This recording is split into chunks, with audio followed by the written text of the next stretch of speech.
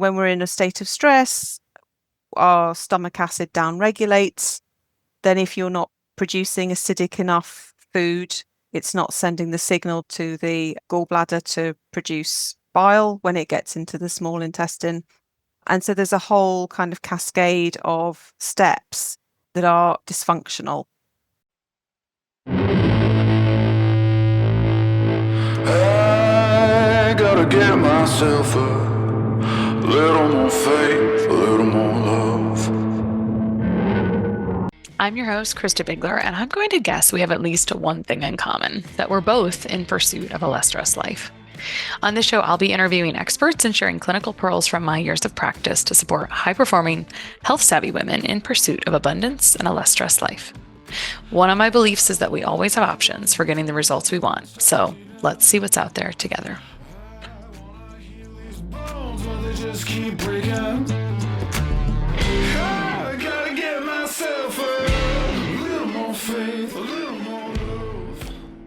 All right, today on The Less Stressed Life, I am joined by Elizabeth Wells, who is a nutritionist specializing in liver detoxification and gut health, sometimes better known as Naturally Wells or the Liver Flush Queen.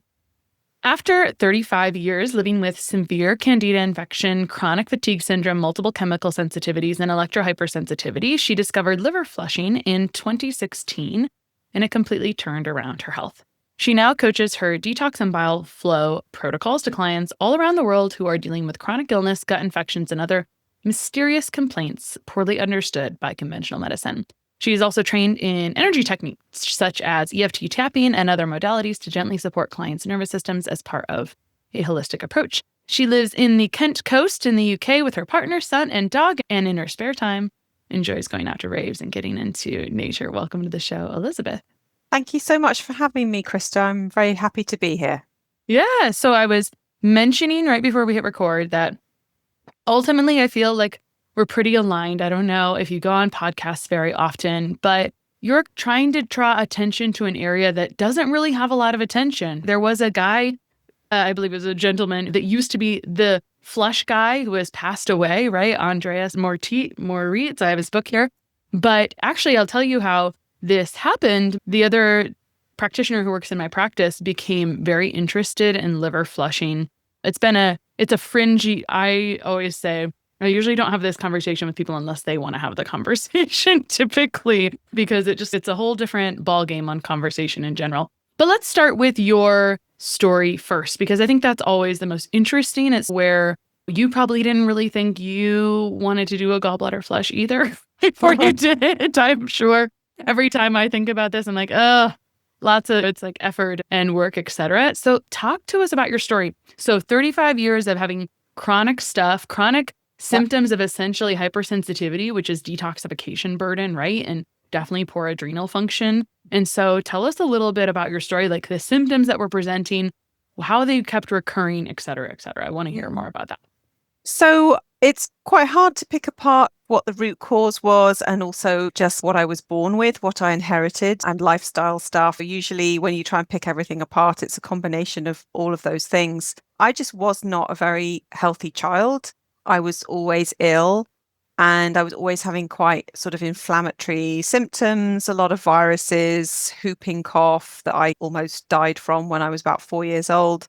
And my health was just not very good. And when I look back, I realized that probably one of the original instigators was what I inherited from my mum, but also just eating processed foods in the 1980s and eating a lot of gluten. And looking back, I was definitely gluten intolerant.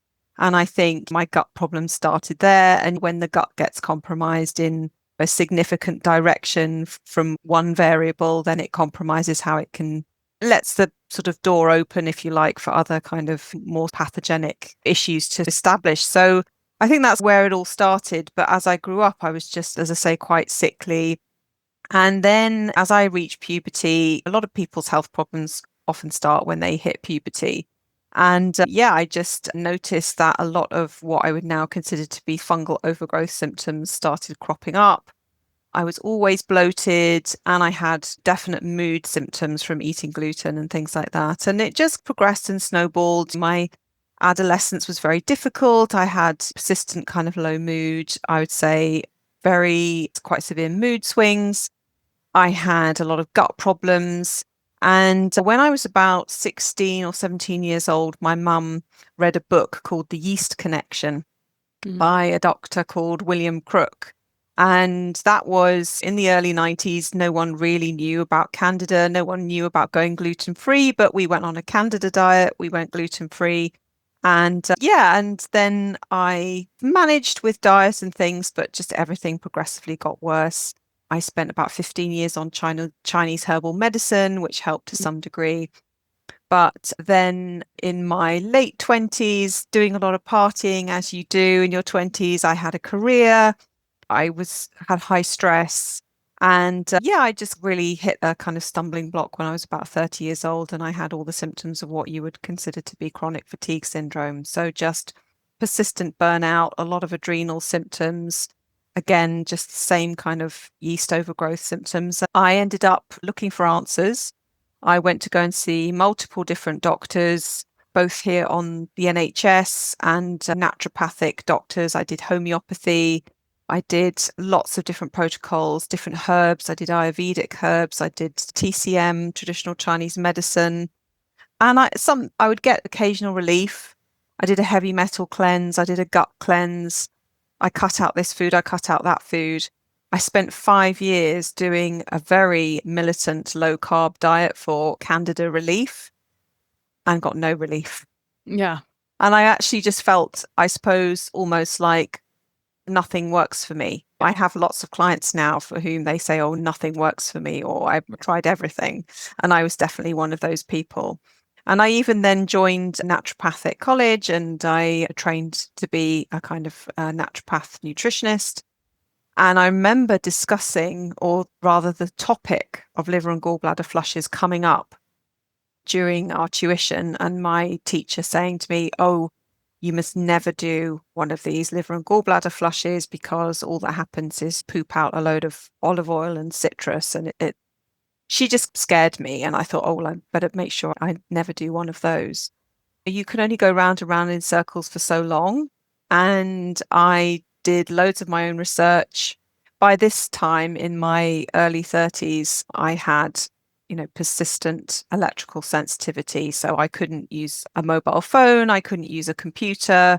I had to wear like a head net and stuff to protect me from EMFs. And in those days, nobody really knew anything about that.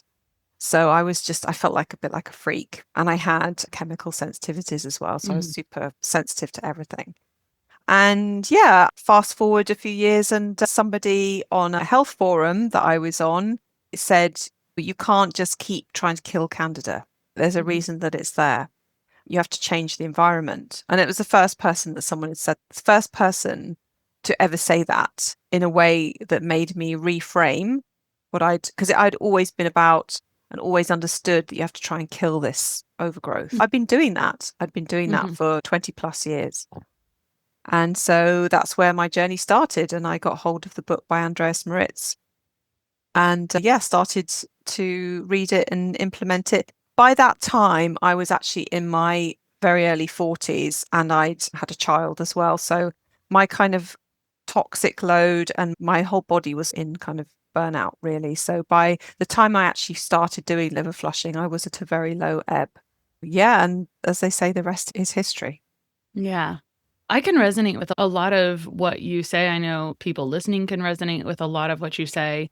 So you mentioned several really big pockets of symptoms. I'm curious if you had some other symptoms like white-coated tongue or itchiness or scalp itching or any rashes or any dry feet or other things that could be overlapping with even sluggish thyroid as well. Because I find that those two really overlap quite a lot.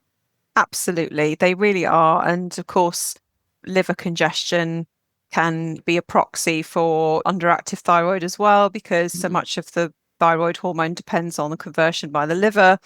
And definitely I had all those symptoms and more. I had brain fog.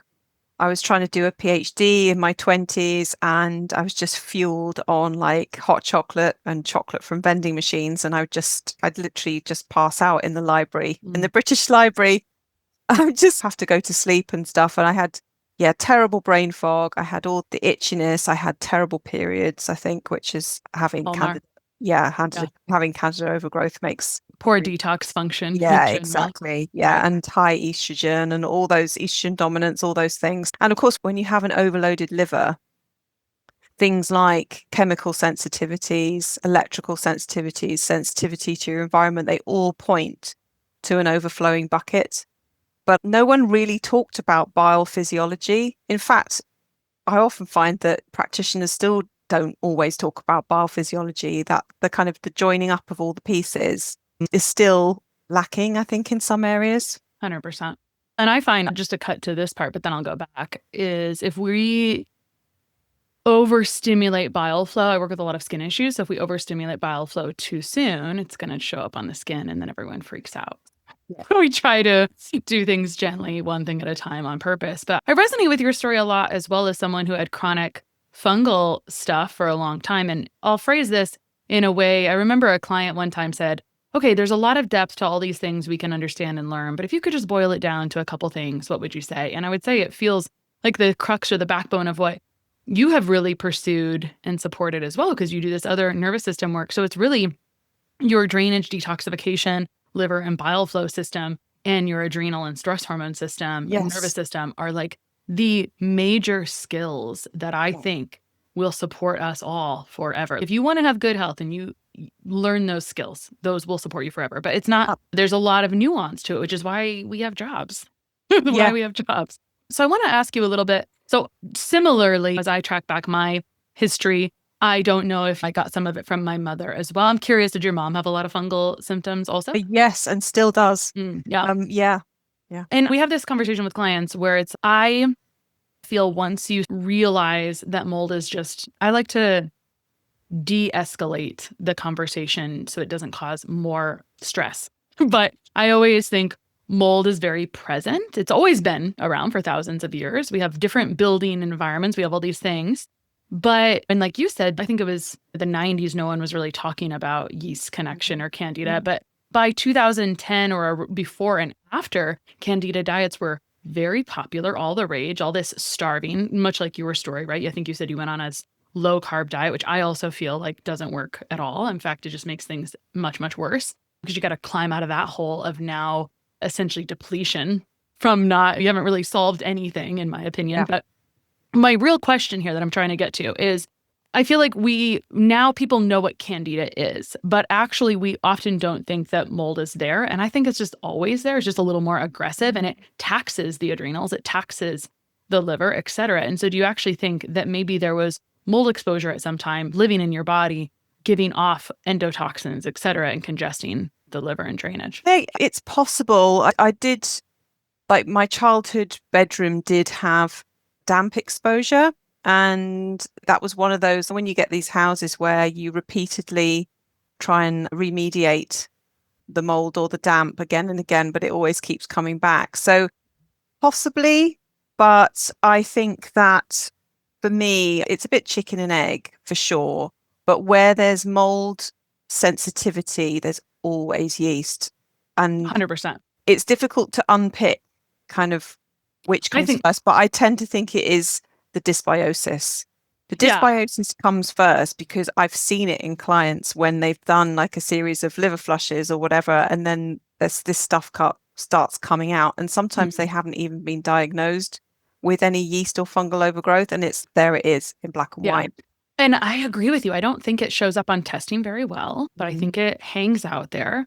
And I think we're better off addressing the entire dysbiotic patterns, fungus, bacteria, other pathogens, et cetera. I think they're all just hanging out together no matter what. I think they're all thriving together. Totally, and I think symbiotic, And I just think mold is just a more aggressive form of yeast or Candida overall. But I bring that up just because sometimes, and I know you know what I mean. Sometimes I'm like, oh, am I crazy? I just keep seeing this over and over. I don't feel like I'm crazy, but I do believe that experience is the best educator. And so that's what you do. This is what was really helpful. I lead people through this thing. You get to see the results on the other side. And when you help those people, it's fun.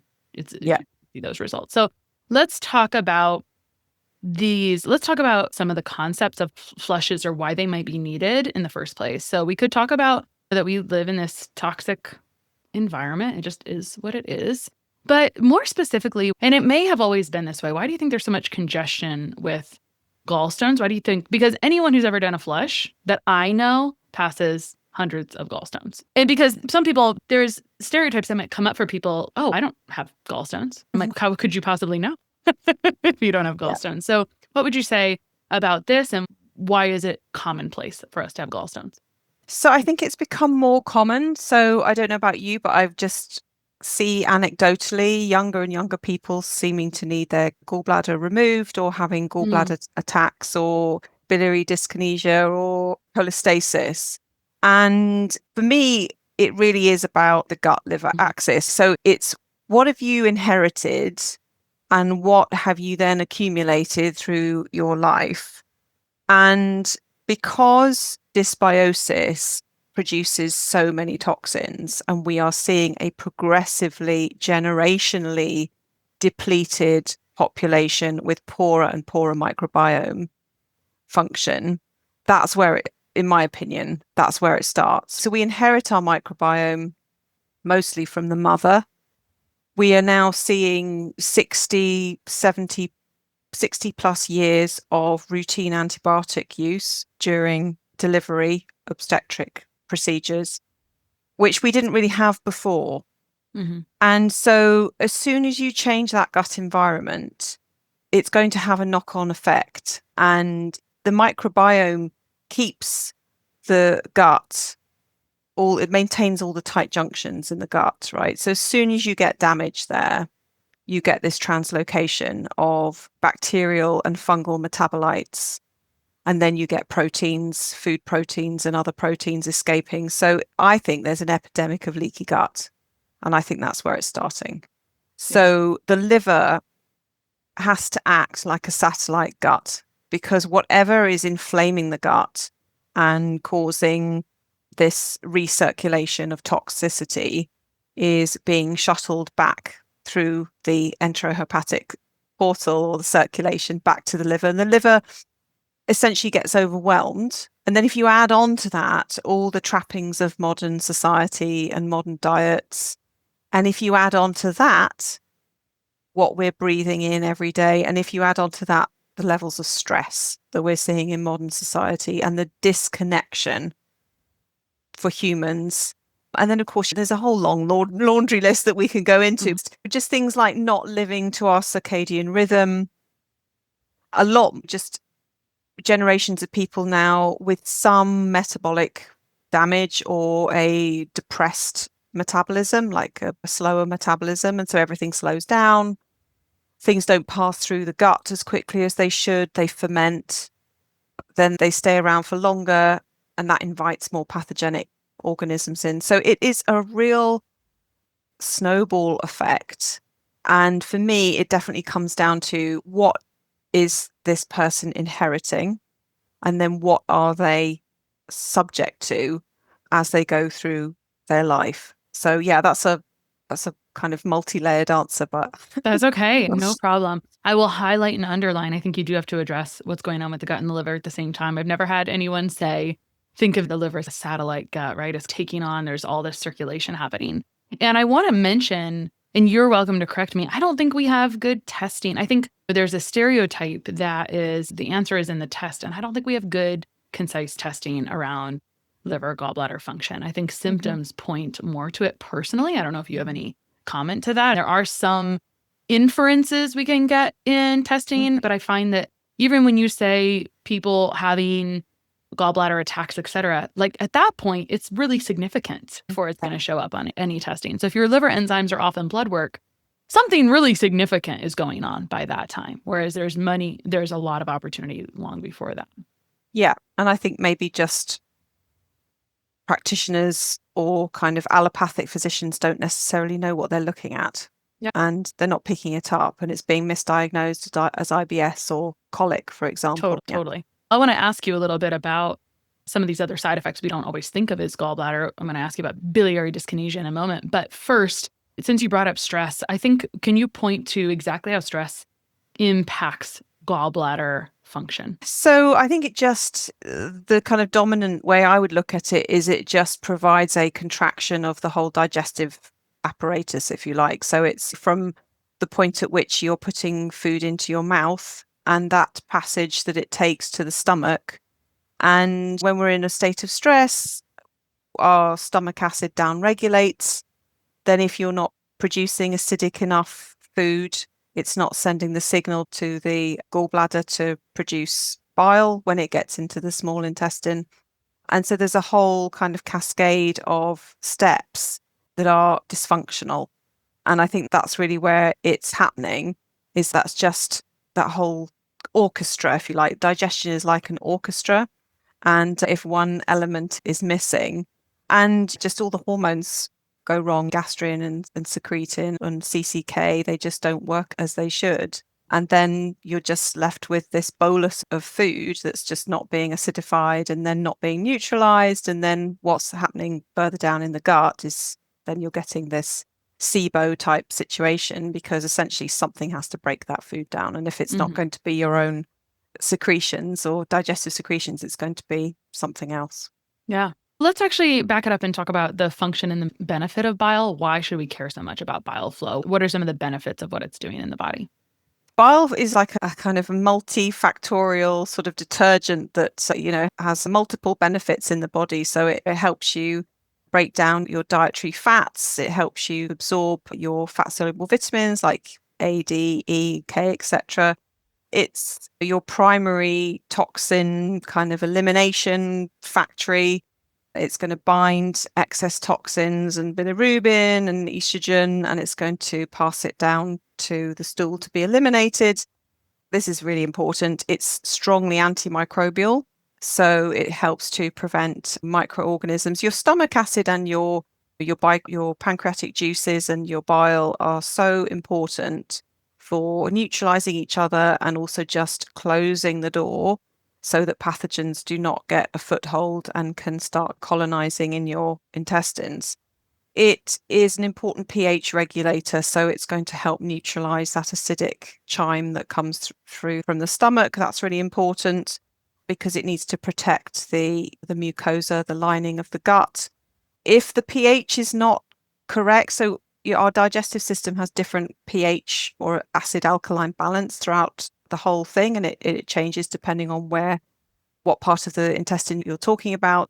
But pH is really important because if your pH is off, so for example, if your food that's very acidic is not being neutralized and by pancreatic enzymes and bicarbonate and biliary juice, then you're not going to get the right pH in the small intestine and the large intestine. And again, that's really important for allowing the right microbes to flourish.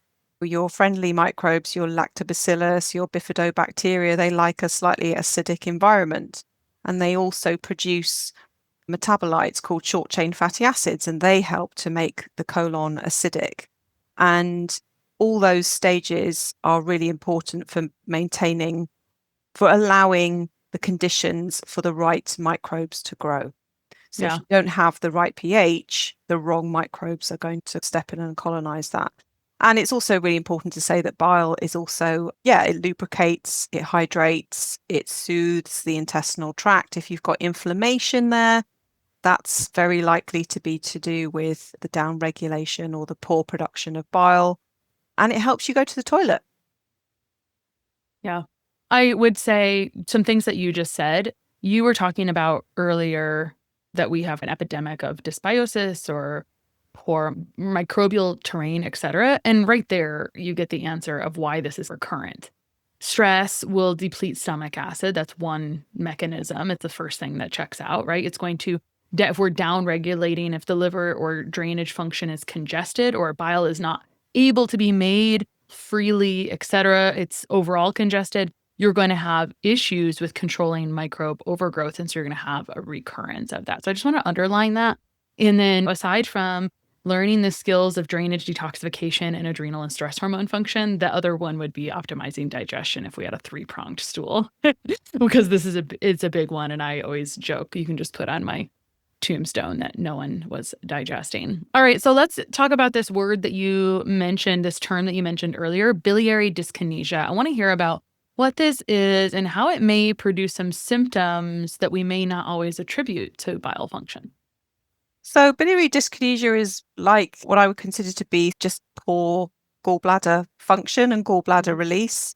Sometimes it can be as a result of what they call poor ejection fraction. So it's just not releasing as much bile as it should. It may be inflamed. It may be slightly fibrotic.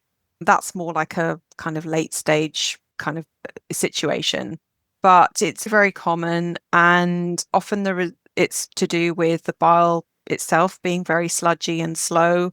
Sometimes there may be stones there, or there may be, sludge. Less common parasites, but sometimes that can be part of the picture as well. If somebody's been in a lot of stress for a long time and they have elevated cortisol, then that really messes up the gallbladder picture, because it can cause this estrogen dominance, and progesterone is very sensitive to cortisol. So if you've been running on stress hormones for a long time, it can affect your progesterone. And when progesterone is insufficient, that can also affect the motility of the gallbladder, and estrogen dominance as well makes bile very thick and sludgy.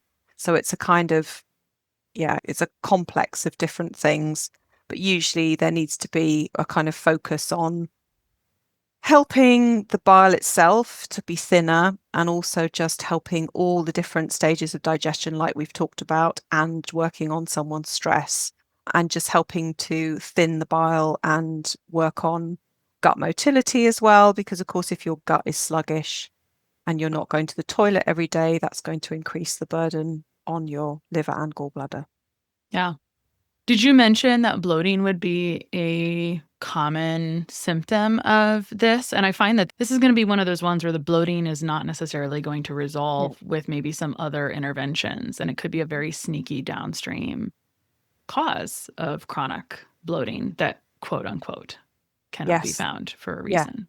And like you said, like we were both saying before, it's then there's going to be more than one stage affected, because the gallbladder is always going to downregulate bile production if the stomach is not producing enough stomach acid, because essentially it's like a feedback loop.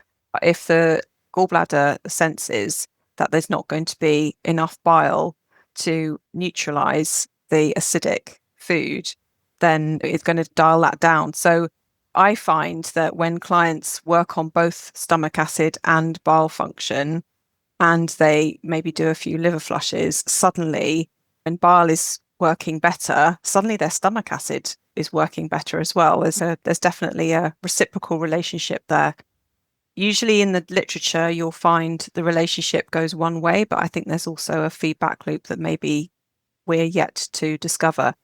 Seriously, doing liver flushing has taught me more about the digestive system than anything I've ever read, because you realize that there are loads of feedback loops in the body that you didn't even realize were to do with the liver. Yeah, I think that's the reality of working with humans as well. Yeah. You learn more than you could ever read in literature. It's Yeah. like, oh, I see it happening like this. Yeah. It reminds me of going to a microbiome conference and sitting in a round table and having a discussion. I'm like, I know prebiotics are only supposed to feed the good bacteria, but that is not what I see in practice. They're like, oh, tell me about neither. it. And they're like, me neither. I'd be, yep, me too. Yeah, not how it actually looks in real life. Okay. Yeah.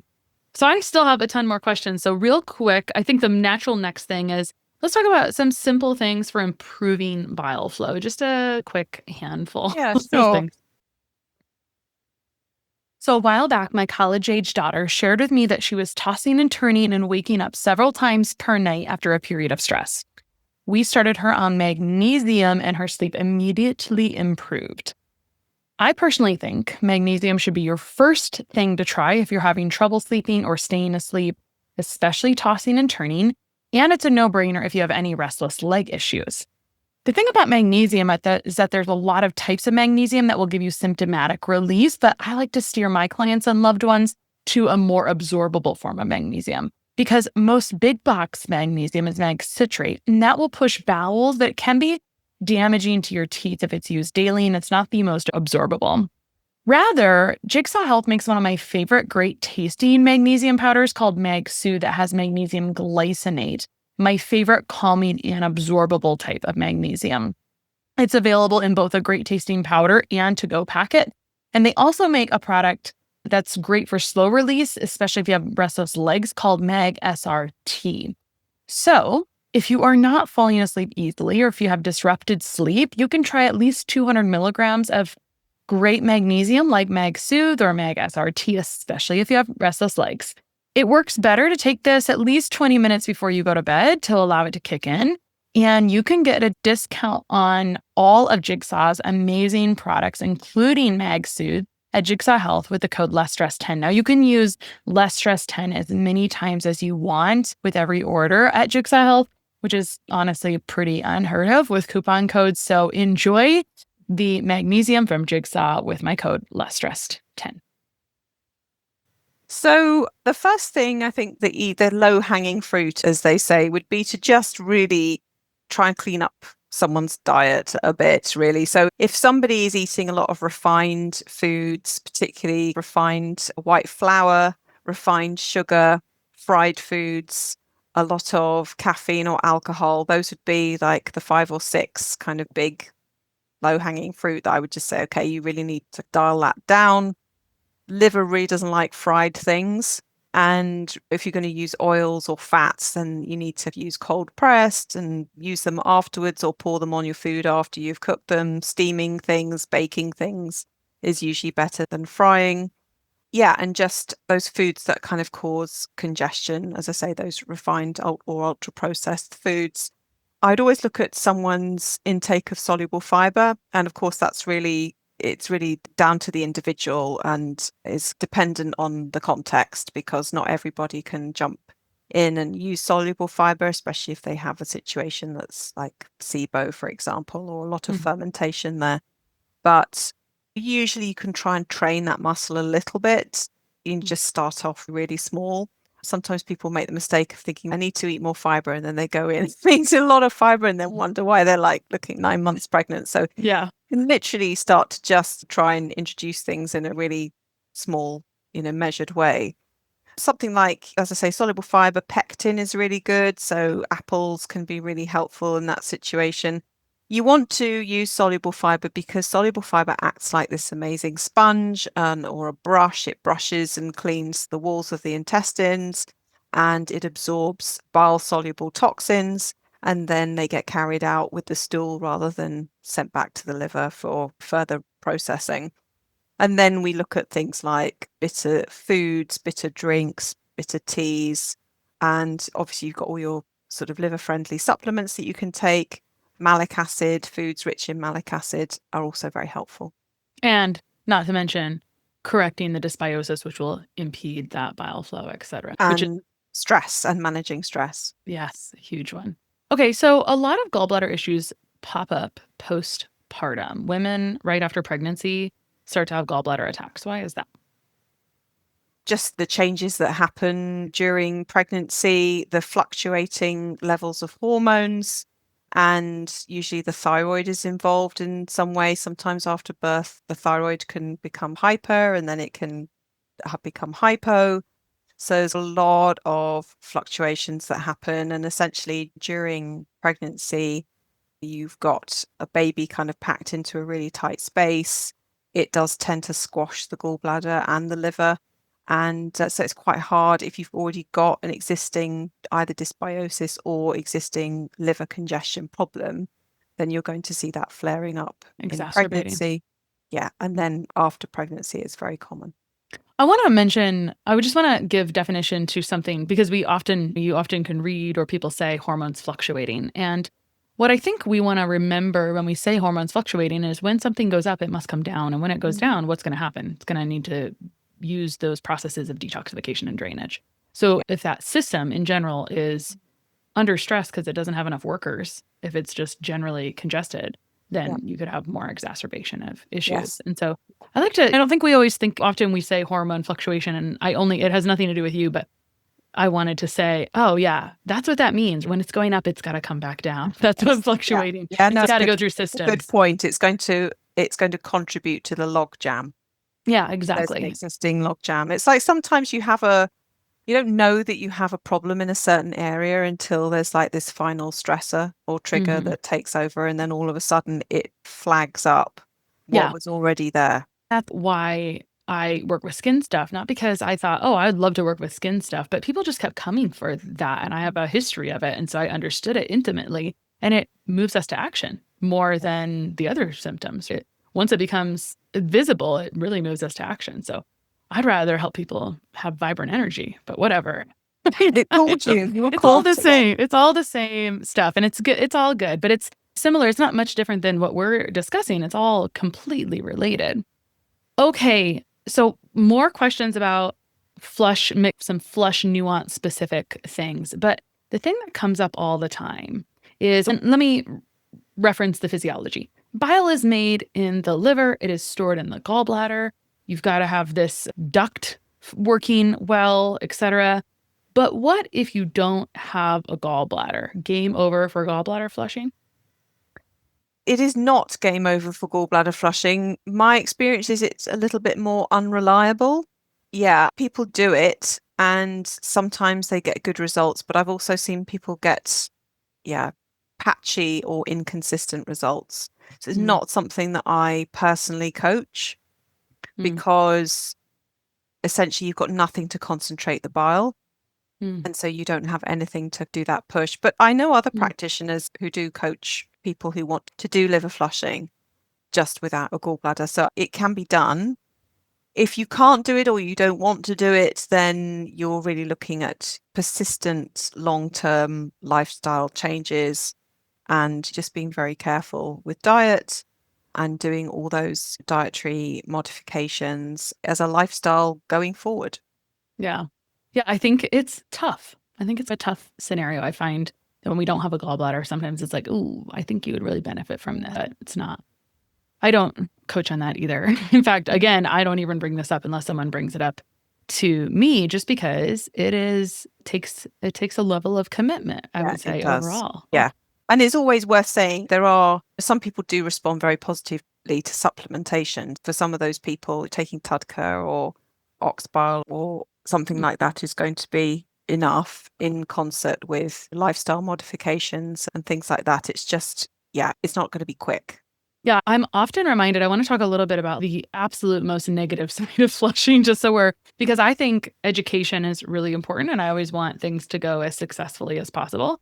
And so I had this practitioner that came to work with me after this happened, but she got really into doing flushes, but maybe it wasn't whatever. She was living in a very moldy environment and she ended up having a gallbladder attack and going and having her gallbladder removed. And she was doing it a little too frequently.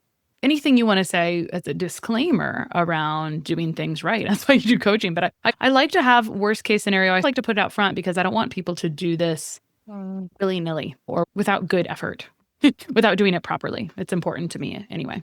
So I would maybe see what happened to that practitioner slightly differently, which is that, and here's where I might be a bit different from most practitioners who do detox or liver flushes, is that the process of clearing the liver actually takes years.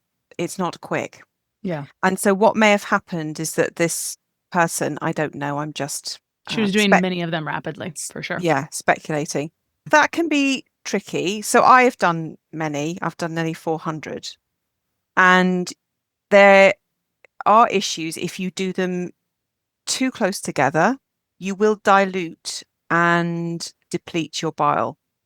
And bile is a nutritional fluid. It responds to your nutrition. And you do need to be careful not to do them too close together. Having said that, I spent many years doing at least one a week. And if you look after your nutrition, if you make sure you replenish your minerals, if you take choline, if you know what to do, you can do that safely. That's another perspective, is that sometimes people think that the flush itself isn't working or they've done something wrong. But actually what's happened is the liver is just unpacking. And it takes a long time to unpack essentially many feet of tiny ducts. And these ducts have got lots of material in them. And of course, the liver also then cleans the rest of the body and it cleans the blood. And once it's unpacked some of its major congestion, the liver can do its job better of cleaning the blood. And then it's going to filter the blood, and then it's going to clean it, and then it's going to encapsulate those toxins. So that's why it takes a longer time than people think. And sometimes if people do one and then they stop because they think, oh, well, the book says to do 12, I've done 12. And they stop, and then 2-3 months down the line, they've got horrible gut symptoms, or they're having gallbladder attacks and they don't know why. That's the reason.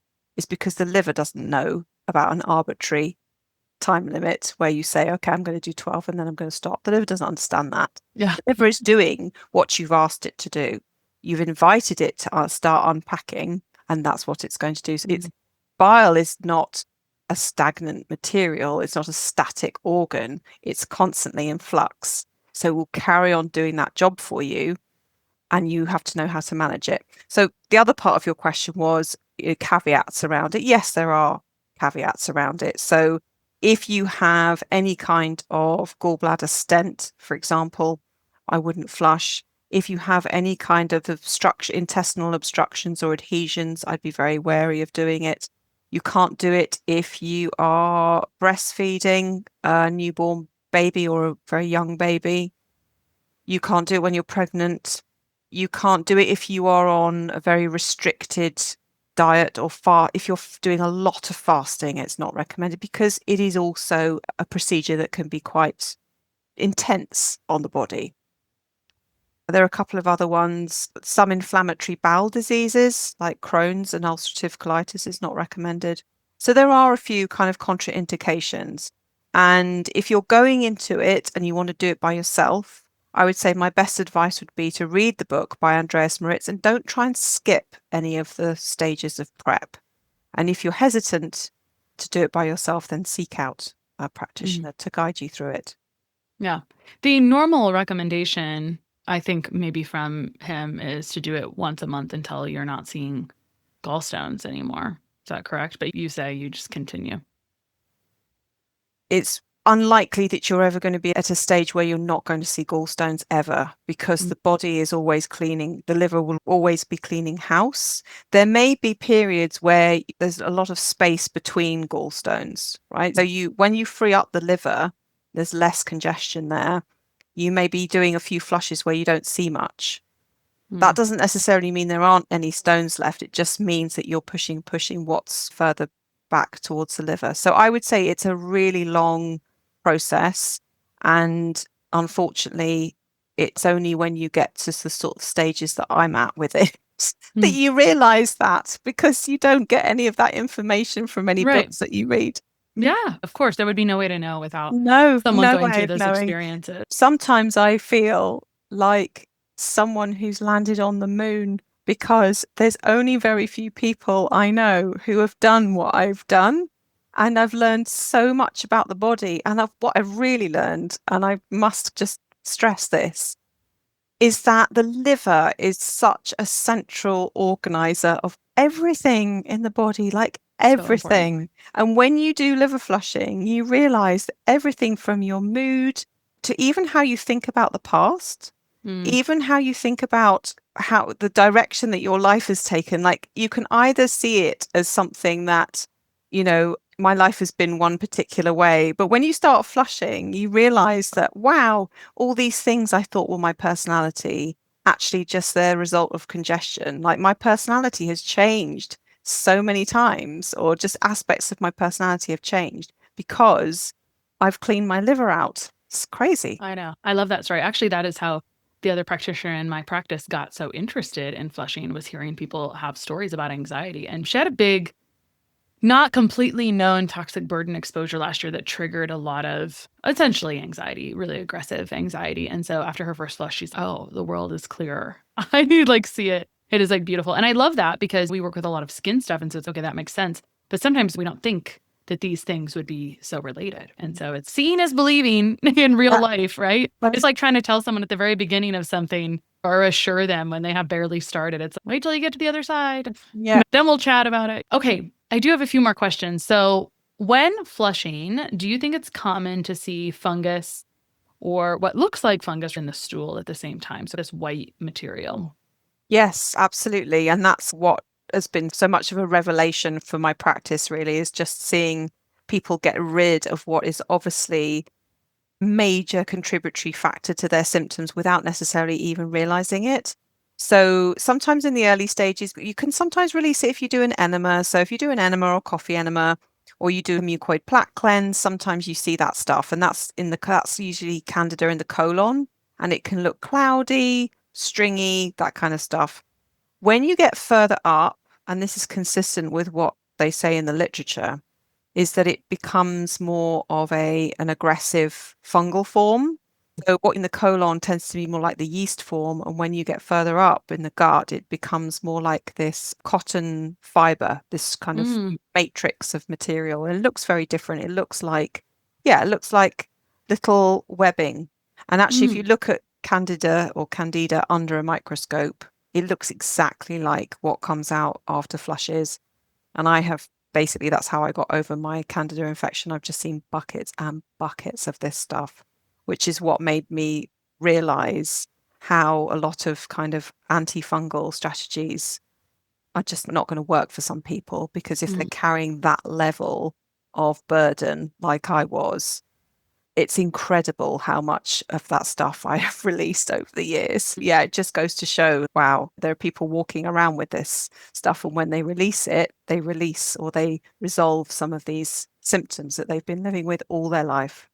I'm sure that after your first flush, there was some positive things. Otherwise, you wouldn't have continued overall. But that makes me think about, do you feel like it took a certain point where you were like, wow, these fungal symptoms are really starting to clear up? It was a lot longer than you'd think, Mm, which is why I'm an advocate for, I've rethought about the whole process, right? So I didn't start releasing any kind of fungal material until around flush 88. So if you mm, think about, I felt better. Don't mhm. get me wrong. I had lots of other gains. I gained energy. My brain fog was better. My adrenals functioned better. I was sleeping better. I was more patient, etc., etc. But that stuff didn't start coming out until 2 years into my journey.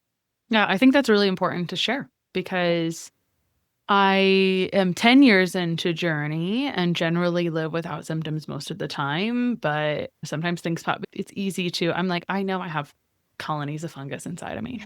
Like Mm. I got plenty of evidence. I've just been controlling them for a long time. And also, it's important to say not everyone needs to do what I've done. It's definitely not for everybody.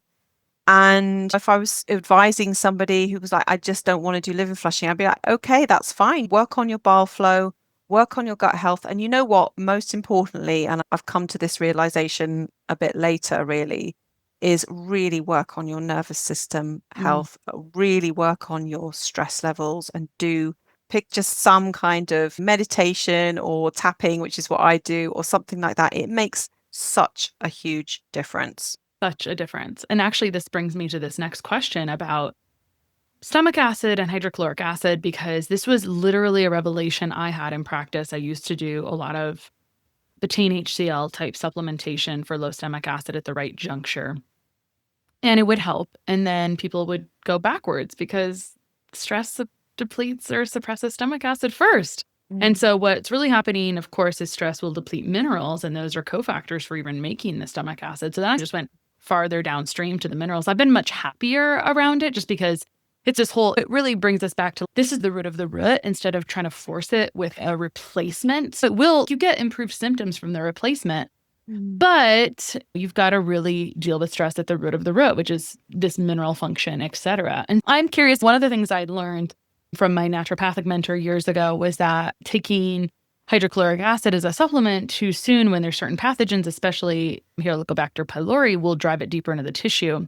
So I'm curious about your opinion about using stomach acid repletion, if you always use it, if you use bitters, if you go mineral, because I appreciate, and the reason I'm tying this together is because you mentioned something earlier that I think was important. You were doing a lot of flushing, but you were attending to taking in good nutrition, Yeah. repleting minerals. And by the way, the entire point of you maybe even saying about your nervous system is like, your minerals will not be okay when your nervous system is dysregulated. And trying to help land that for myself and for clients has been an incredible journey. If you're not happy, if you're frustrated with your kids or your marriage or where you live or all of these things, like all of that is going to be reflected in your physiological health. Sorry, it is. I've Yeah. dealt with all of it.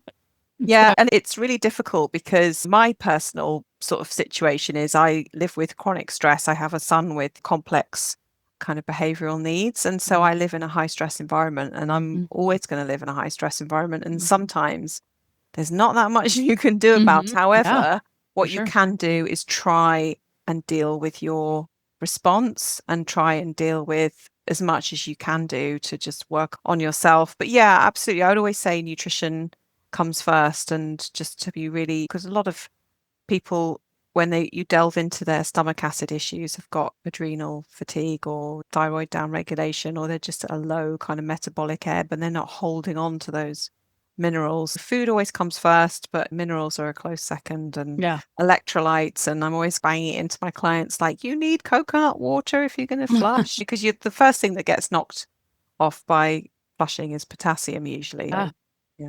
Yeah, super important. A couple more things and then we'll wrap up. About the fungus releasing in the stool, did you have any opinion or experience where priming for this improved it? So doing anything with antifungals, et cetera, in advance? Yes, for some clients, and I include my own experience in that, they make a certain headway with liver flushing, and then it stops and they can't get the stones to release. And I didn't realize what was causing that for a really long time. And there seems to be a pattern by which those clients who have all the symptoms of fungal overgrowth or dysbiosis have significant biofilms in their liver ducts. Obviously, we know that it can colonize the whole of the intestines, but it can also colonize the liver ducts. And so sometimes, if that's the case, you're flushing, but nothing's coming out. And in those situations, that's when you need to potentially bring in some kind of antifungal or antimicrobial in a sort of fairly controlled short period in order to try and just loosen that biofilm.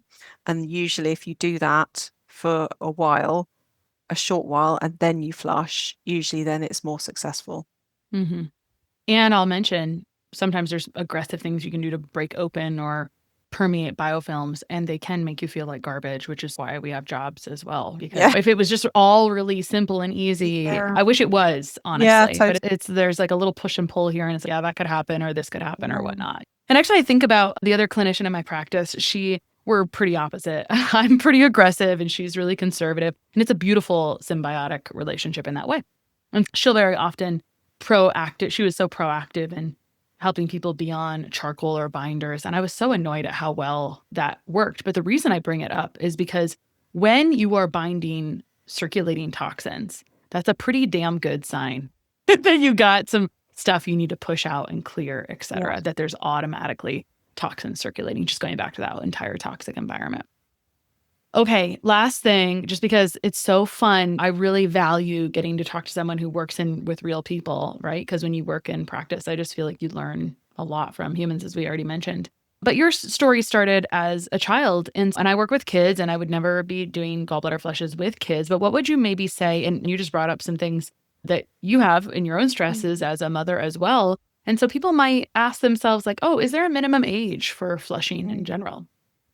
It's interesting. Andreas Moritz says that kids can do it from the age of 10. And I have had contact. So I don't coach kids to do these, but I have been in touch with or heard from people and said, yes, I do it on my child of 12 or whatever. And I'm like, okay, if you want to do that.